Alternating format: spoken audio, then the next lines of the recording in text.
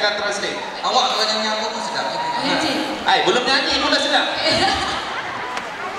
Adila nyanyi, saya akan translate kan ya, khas untuk anda semua.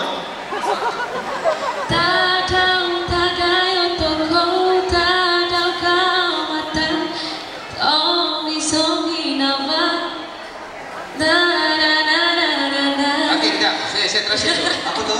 Bila masak nasi tu saya bawa bawah. Bila minyak tu dah penuh, bila menggelegak lebih kurang cukup rasa, letakkan garam dan gaulkan dengan tapak tangan.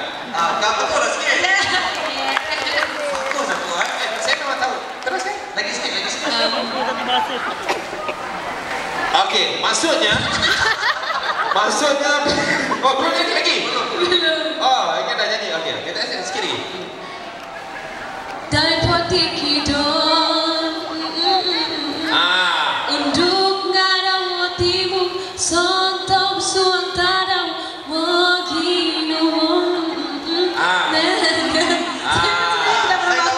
dia? Itu apa? Ini cerita dia cakap budak unduk tu dia pandai repair motor.